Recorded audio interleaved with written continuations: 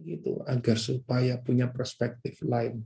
Kalau dia duduk di bangkunya murid terus-terusan, maka perspektifnya hanya berbeda ke murid.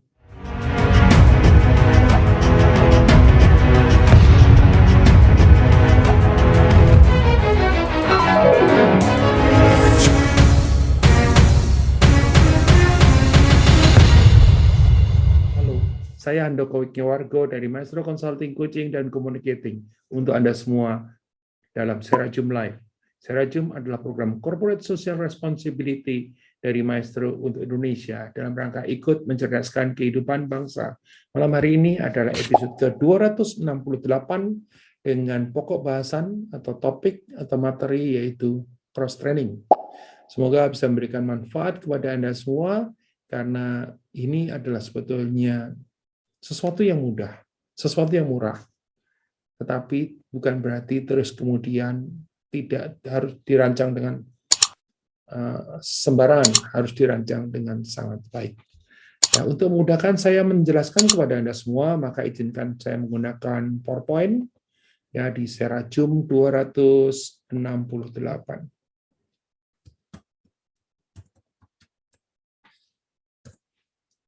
Ya.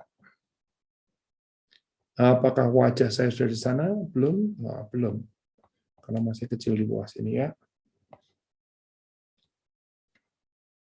Sudah cukup segini atau kurang besar? Ya, besarkan sedikit. Siap ya, kita mulai. Ada banyak jenis training yang dilakukan perusahaan untuk mengembangkan karyawannya. Salah satu yang kadang kurang ditangani serius adalah cross training. Ya, kenapa? Karena dianggap mudah. Jadi kadang-kadang tidak ditangani terlalu serius. Jadi saya akan membahas satu materi yang berjudul Cross Training Creating a Flexible Workforce. Ya, loh, urusannya apa? Nah, ini nanti kita akan coba Creating a Flexible Workforce. Ya, bagi Anda yang butuh materinya, Anda bisa pakai linknya. Mari kita masuk materi, iklan dulu. Materi ini akan dipostingkan di kanal YouTube Handoko Maestro yang merupakan kanal pendidikan.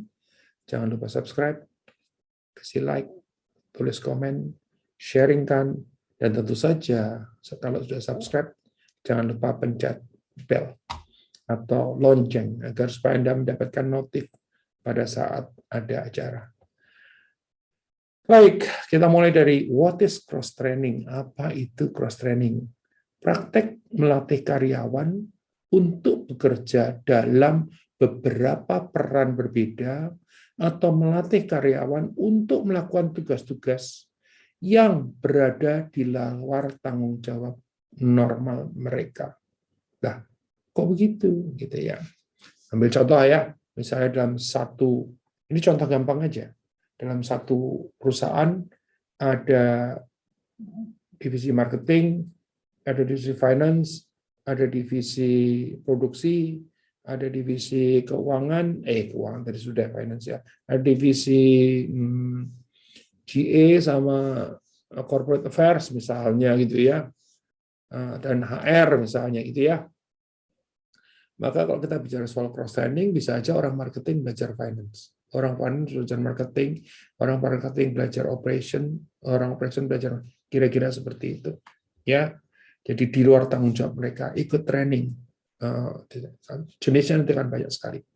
Nah, Anda dapat menggunakan cross training untuk mengajari seseorang yang bekerja di departemen collection, misalnya cara bekerja departemen billing dan sebaliknya.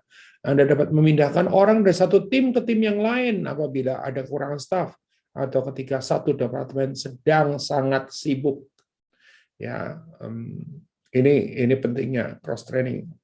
Nah, manfaat daripada cross training adalah apa? Satu, ya, menghemat uang. Jika salah satu anggota tim Anda sakit atau pergi berlibur, Anda tidak perlu mempekerjakan pekerja sementara. Anggota tim yang ada, yang tadinya ikut cross training di situ, bisa mengisi kekosongan sampai dia kembali. Ya, ini save money. Ya, terus kemudian enable you to react quickly to changing goals and business condition. Ya, membuat Anda bisa bereaksi cepat untuk merubah tujuan dan kondisi bisnis. Karena tim Anda terlatih dan fleksibel, tim dapat dengan mudah menangani fluktuasi alur kerja. Cross-training juga dapat membantu Anda mengatasi alur kerja. 3, strengthen. Ya, tadi team relationship. Jadi ketika anggota tim dapat melihat dan memahami apa yang dilakukan tim lain, mereka jauh lebih bersedia membantu karena mereka telah mempelajari apa yang dilakukan anggota tim lainnya. Ya, jadi kalau tadinya tim marketing belajar di finance, gitu ya, terus kemudian mereka memahami apa yang dikerjakan finance. Kalau finance belajar di marketing, mereka memahami, sehingga dengan demikian mereka akan lebih relationship akan lebih karena berusaha berempati tentu saja dengan tempat yang mana dia belajar. Ya, ini menjadi kelebihan daripada cross training employees. Ya, dan improve satisfaction. Ada banyak orang suka ditantang dan senang mempelajari keterampilan baru. Menyisihkan waktu untuk melakukan cross training dapat membantu tim Anda tertarik dan terlibat. Ini tentu saja buat orang-orang yang positif ya. Kenapa? Ada yang kerjaan gue banyak, ngapain cari masalah gitu kan. Nah, itu yang orang-orang yang seperti itu memang menjadi sulit untuk mendapatkan benefit daripada cross training. Nomor 4, bicara soal improve satisfaction. Orang yang bekerja dalam peran baru juga dapat menemukan bakat, kekuatan, dan keterampilan yang tidak mereka ketahui atau sadari sebelumnya. Hal ini dapat menyebabkan semangat baru dan penemuan diri, sehingga mengurangi pergantian karyawan. Sekali lagi, dengan catatan orang tersebut positif. Kalau dia tidak positif, dia akan menemukan beban baru, pekerjaan baru, sesuatu yang tidak disukai, sesuatu yang tidak dimauin. Lagi, improve processes and workflow design. Anda bisa mendapatkan beberapa ide bagus untuk peningkatan organisasi, tim, atau proses dari orang-orang yang terlatih karena mereka melihat peran atau tugas dengan perspektif baru. Penting loh ya untuk perspektif. Kalau Anda nonton film Dead Poets Society, ya ada satu kejadian atau satu adegan di mana sang guru itu meminta anak-anaknya untuk berdiri di atas meja guru. Ya, kenapa mesti begitu? Agar supaya punya perspektif lain. Kalau dia duduk di bangkunya murid terus-terusan, maka perspektifnya hanya berbeda ke murid. Pada saat di sini, ya perspektifnya bisa menjadi perspektif guru. Ya, nah pada saat kita mengerjakan pekerjaannya orang lain, ya itu bisa mempercepat proses dan kemudian melakukan perubahan terkait dengan desain arus kerja. Ya. Nomor 6, protect your knowledge asset. Ya, program ini merupakan bagian dari program knowledge management yang lebih luas. Knowledge management itu gampangnya adalah bagaimana pengetahuan individu itu bisa terus kemudian menjadi pengetahuan daripada organisasi. Pada saat yang sama pengetahuan organisasi bisa menjadi pengetahuan daripada individu. Kurang lebihnya seperti itu. Ya, nah, apa yang mesti dilakukan adalah kalau kita itu, misalnya katakanlah si yang bisa hal itu hanya si A saja. Kalau sampai si A pergi, udah nggak ada yang lain. Tetapi dengan knowledge management yang bagus, si A ini berbagi kepada organisasi, organisasinya melakukan retensi, terus kemudian kalau ada apa dengan si A pun juga sebetulnya nggak begitu masalah. Biarpun tentu saja tidak semudah itu. Ya, ini memprotek aset pengetahuan kita. Nah, kalau Anda sudah setuju dengan pemikirannya, berikut cara implementasinya. Jadi kita ulang sedikit ya, Kan tadi ada satu ya, keuntungannya adalah menghemat ya. Kedua, membuat kita bisa bereaksi cepat. Ya, baik menyusun apa merubah goal atau tujuan dan juga bisnis kondisi bisnis, memperkuat relationship daripada anggota tim, meningkatkan kepuasan, ya. Terus kemudian kelima adalah mengimprove proses dan workflow design. Nah, balik lagi nomor 6. Nomor 6 adalah memprotek pengetahuan, aset daripada pengetahuan kita agar supaya tidak hilang begitu saja. Nah, kalau Anda sudah setuju dengan pemikirannya, berikut cara implementasinya. Biasanya Anda setuju kalau melihat benefitnya, tetapi pada saat implementasinya kadang-kadang suka diabaikan cara-cara yang baik dan benarnya.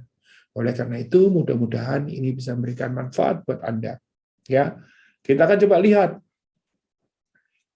Yang nomor satu yang harus dilakukan adalah mengidentifikasikan peran dan tanggung jawab. Ya, itu nomor satu. Nggak bisa terus kemudian aku pengen sini pindahin ke sana, aku pengen sana dipindahin sini. Ya, teori mengatakan buat daftar semua orang di tim Anda dan termasuk job description-nya. Luangkan waktu untuk memikirkan pengetahuan dan keterampilan yang dibutuhkan di setiap posisi. Ya, oke, untuk bisa jalani ini dia harus punya keterampilan atau pengetahuan ini, serta kekuatan unik yang dibawa setiap orang ke dalam tim. Jadi nomor satu adalah diidentifikasikan dulu siapa orang-orangnya dan kemudian tanggung jawabnya itu apa. Ya, tidak main pindah aja. Terus yang kedua, melakukan namanya cross reference skills. Cocokkan setiap posisi dengan calon cross training yang tepat. Cobalah untuk memasangkan posisi yang membutuhkan keterampilan dan kekuatan yang ya kalau sama sekali sih enggak ya, relatif sama. Ya, ini namanya cross reference skills. Nah, masih terkait dengan cross reference skill, misalnya regional sales manager yang sangat berorientasi pada detail dan bekerja secara efektif dalam situasi stres yang tinggi. Mereka dapat dengan mudah melakukan cross training di posisi regional customer support manager. Levelnya sama, pekerjaannya nyambung, kan gitu ya. Itu maka lebih mudah. Ya. Terus di mana posisi tersebut juga membuat stres dan membutuhkan seorang yang dapat menangani banyak permintaan sekaligus. Wow, customer service relationship pastinya begitu ya. Seorang sales manager juga mengetahui dan memahami kebutuhan pelanggan Anda juga. Jadi ada kompetensi di sana, tidak main asal dipindahkan saja.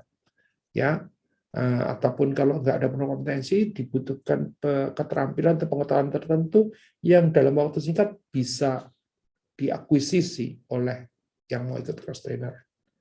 Terus kemudian nomor 3 adalah mengidentifikasikan metodenya. Setelah Anda mengidentifikasikan anggota tim yang harus terlibat di cross training untuk setiap peran, Anda perlu memikirkan bagaimana mereka harus dilatih. Ya, kalau memang harus dilatih, ya maka harus dilatih. Ya, nah terkait dengan masih identifikasi dari metodenya, pendekatan yang digunakan adalah satu on the job training. Ya, on the job training.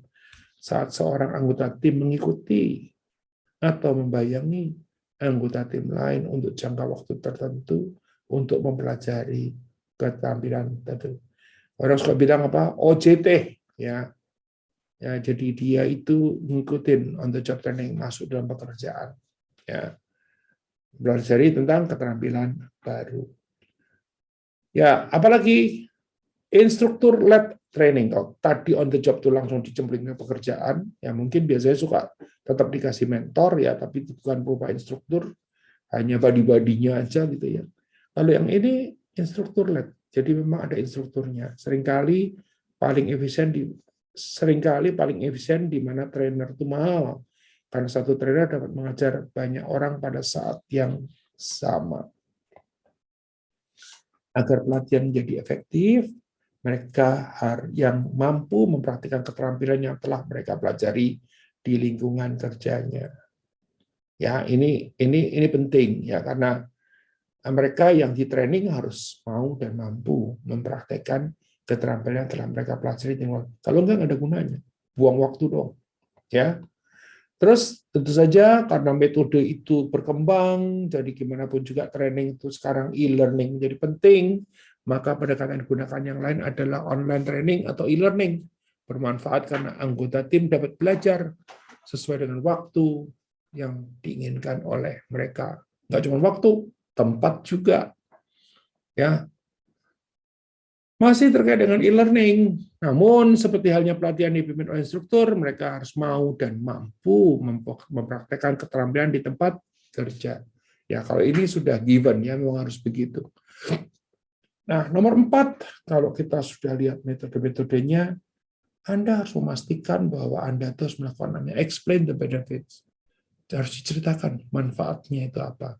Sebelum menerapkan cross-training dengan tim Anda, penting untuk menjelaskan mengapa Anda melakukannya, sehingga orang-orang mengerti mengapa Anda ingin mereka dilatih dalam berbagai peran. Kalau enggak, orang-orang tertentu, terutama yang negatif, mereka akan berpikir apa? Wah, gua udah punya kerjaan, ditambahin kerjaan lagi. Ya, little Tommy, gitu. Dikit-dikit ke gue lagi. Salary no up, gaji nggak naik-naik, gitu ya. Ini kita harus bisa mengexplain the benefit-nya. Hal tersebut akan membantu orang untuk melihat bahwa cross-training adalah suatu hal yang positif, bukan negatif. Ya, baik. Nah, kalau sudah sampai di situ, setelah dijelaskan, ya sudah tahu metodenya mesti seperti apa, sudah identifikasi daripada peran dan juga job description-nya, maka get training.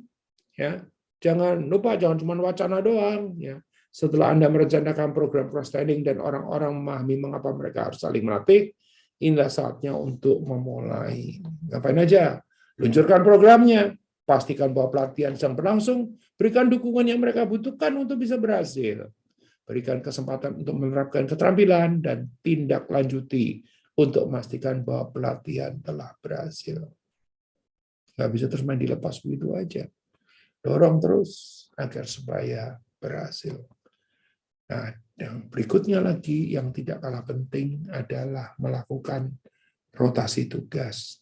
Setelah tim Anda menjalani cross-training, pertimbangan untuk menerapkan rencana rotasi setiap beberapa bulan, anggota tim Anda menghabiskan setengah atau 1 hari penuh untuk bekerja dalam peran yang telah mereka latih secara silang atau secara cross.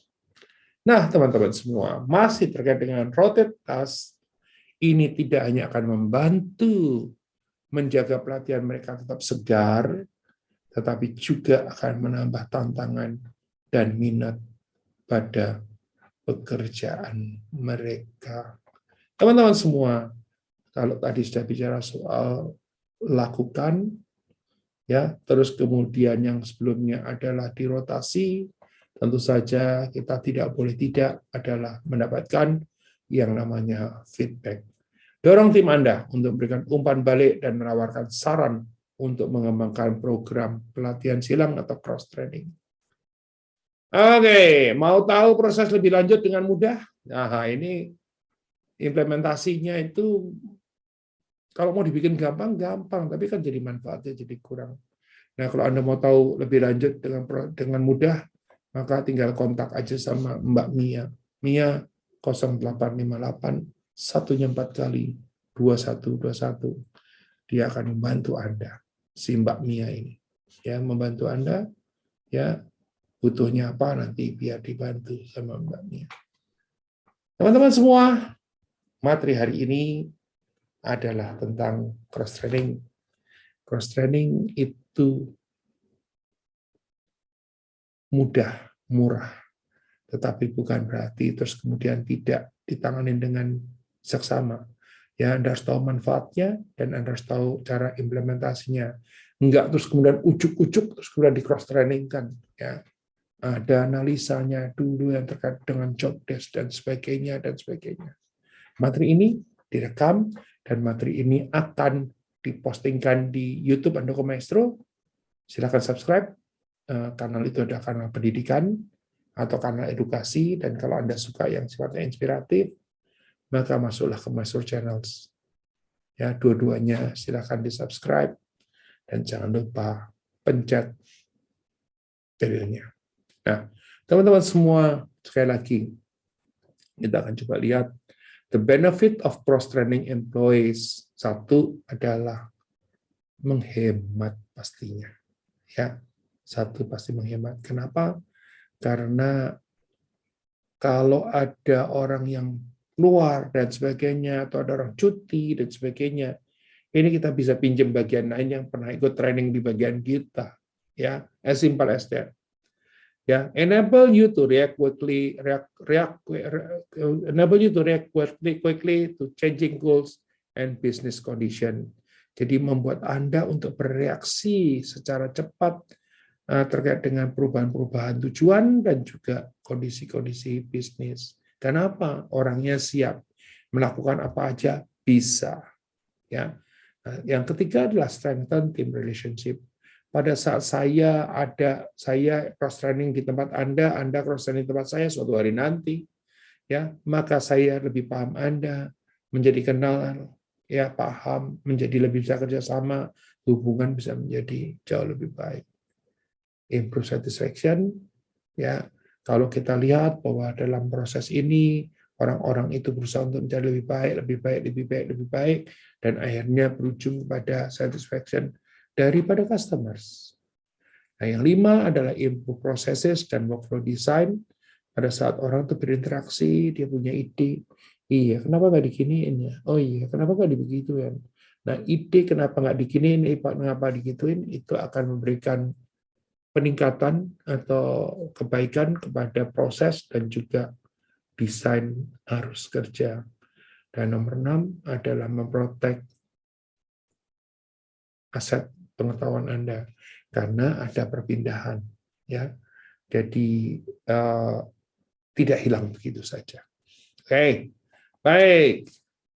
Nah, dalam kaitannya dengan implementing a cross-training program, tidak bisa terus kemudian mendadak begitu aja dijalankan, tetapi kita mesti mengidentifikasikan peran dan juga tanggung jawabnya, ya, dan melakukan yang namanya cross-reference skill.